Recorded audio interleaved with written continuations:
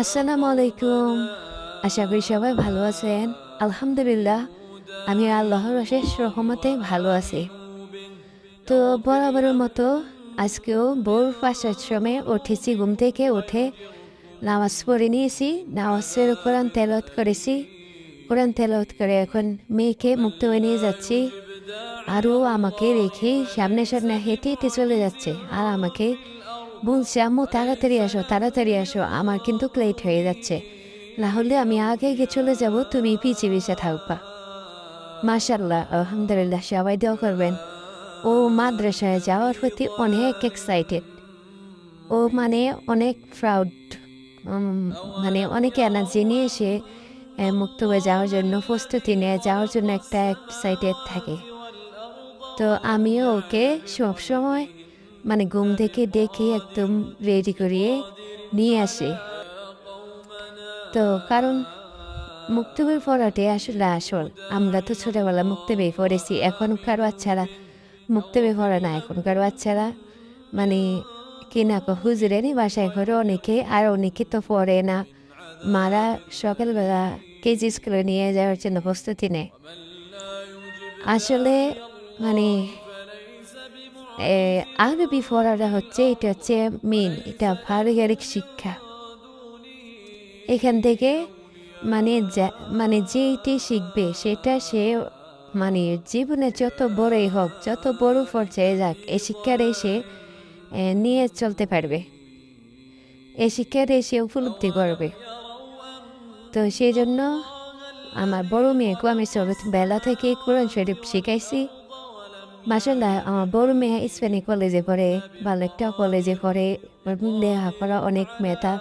তারপর রোজা আসলে আমার মেয়ে তাজ্জুদের নামাজ পড়ে, ৫ ওয়াক্ত নামাজ পড়ে, কোরআন তেলাওয়াত করে। এমনও মানে রমজানে ও ২টা কোরআন শরীফ খতম দেয়।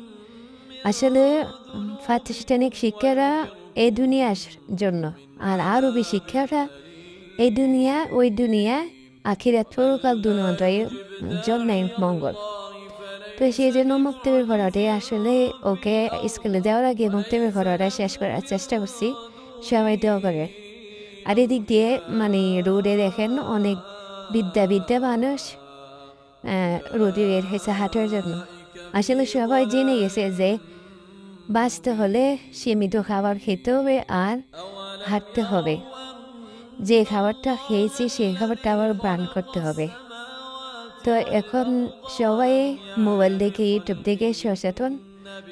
প্রায় মানুষই আজকে রাস্তার মধ্যে হাঁটার জন্য বের হয়েছে, আর মূলত সব বৃত্ত। আর এদিক দিয়ে আমি প্রায় অনেকটা রাস্তা হেঁটে আসছি। আর আজকে ওয়েদারটা দেখেন অনেক সুন্দর, মার্শাল্লাহ। আকাশটা দেখলে মন ভালো হয়ে যায়।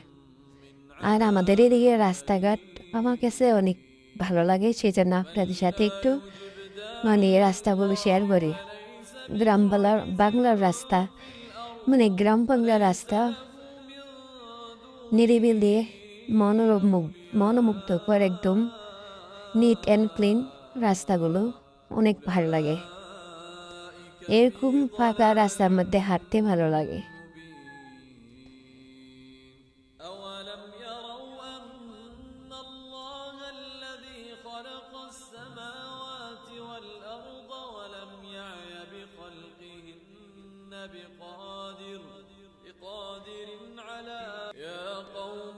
আর এদিক দিয়ে দেখেন একটা পেঁপে গাছ।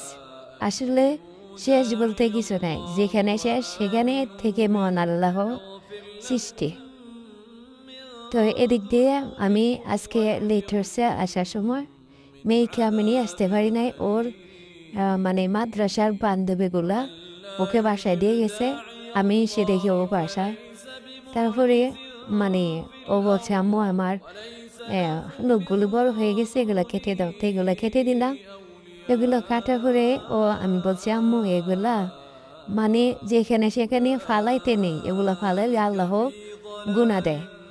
তো বলছে, আম্মু এগুলো কী করবো? আমি এগুলো মাটিতে পুঁতে দিতে হয়। তো ওকে আমি শিখাচ্ছিলাম মানে এইভাবে সবসময় নখ কাটলে তুমি বড় হইলে এবার মাটিতে পুঁতে দিবা।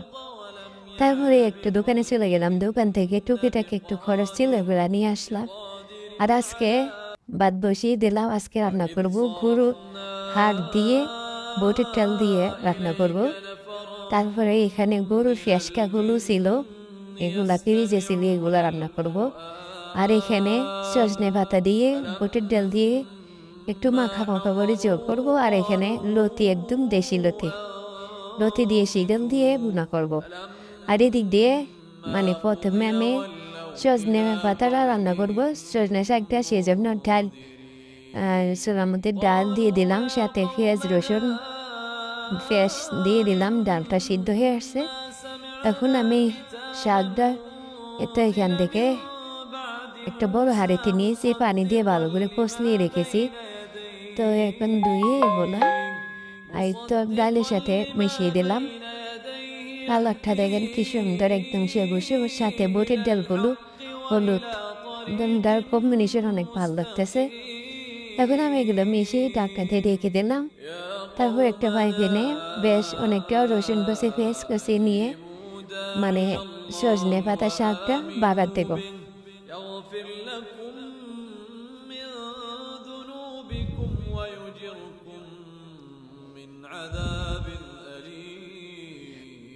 বাগার দিয়ে নিলাম। এদিক দিয়ে দেখেন শাকটা একদম লবণীয় হয়েছে।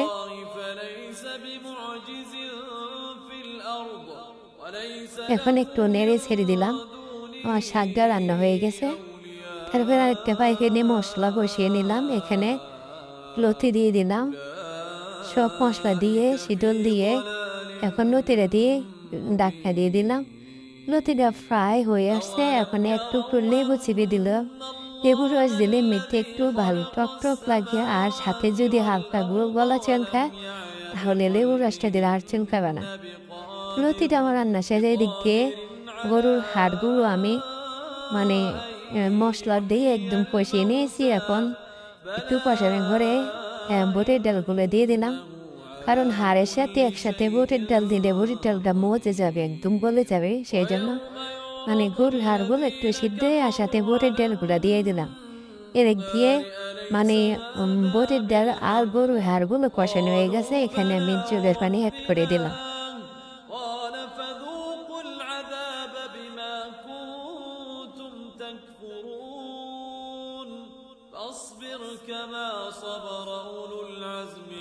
এখন একটু ভালো করে নেড়ে ছেড়ে আমি ডেকে দেব। তারপরে আমার গরুর মানে গরুর বুটের ডাল দিয়ে গরুর মাংস রান্না হয়ে গেছে। এদিক দিয়ে আমি যে গরুর ফেসকাগুলো ছিল এগুলা একটু হালকা মানে হলুদ দিয়ে মানে ভাপ দিয়ে নিচ্ছি। দেখেন ভাপ দেওয়ার কারণে এতে দেখেন কতগুলা ময়লা বের হয়েছে। গরু কলে যে গরুর বুনা কিনা কয় যে ফেসকা, এগুলা এভাবে আমি রান্না করি। এদিক দিয়ে আমার সবগুলো রান্না কমপ্লিট। মেয়ে স্কুল কলেজ থেকে চলে আসছে, ও ভাত নিচ্ছে। আর এদিক দিয়ে দেখেন বুটের ডালের কালারটা কত সুন্দর আসছে এখানে। আর এদিক দিয়ে লতি বোনাটাও অনেক স্মেল আসছে শীতলের। এদিক দিয়ে এই যে সজনে পাতা শাক, আর এদিক দিয়ে গরুর ফেসকা বোনাটাও হয়ে গেছে। প্রত্যেকটা খাবারে অনেক মজা হয়েছে। মেয়ে তো কলেজ থেকে এসে বলছে, আম্মু মানে সে স্কুলে ড্রেস করলে মানে গাও পানি দিয়ে চলে আসছে খাবার খেতে। তো ভাত নিছে, ও এখন মানে তরকারি নিবে।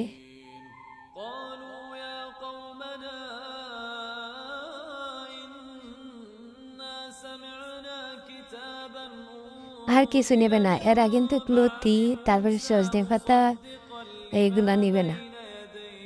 ওদের খাবারই হচ্ছে মাছ, মাংস, দুধ, ডিম, ডাল, আলুর ভর্তা, এগুলাই। তারপরে আমি বিকালবেলা একটু বাজারে চলে গেছিলাম, আমি ডাক্তার দেখাবো সেই জন্য। তো ডাক্তার দেখে আসার সময় এখানে আমরা নিয়ে আসছিলাম। তারপরে পটল, এখানে একটা গড় মোছনের হ্যান্ডেল, তারপরে তো ডাক্তারের এক্সক্রিপশন।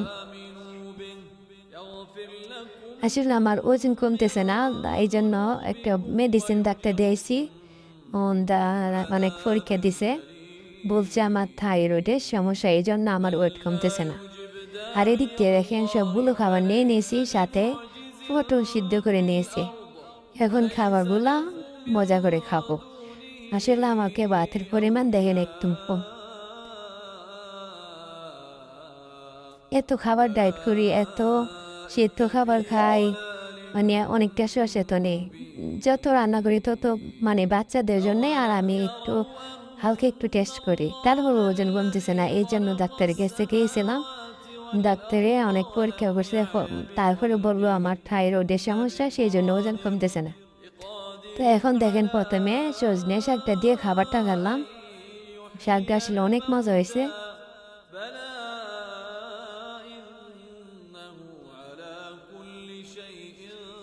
আর আমাকে বলছে আপনি মানে ভাতের সাথে তরকারি খাবেন না, আপনি তরকারির সাথে ভাত খাবেন, মানে পরিমাণে তরকারি বেশি নেবেন আর ভাত অল্প নেবেন।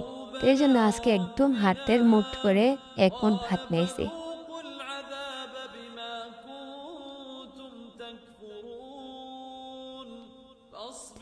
তো সজনে শাক দিয়ে আমার খাওয়া শেষ, এখানে লতি ভুনাটা নিয়ে নিলাম।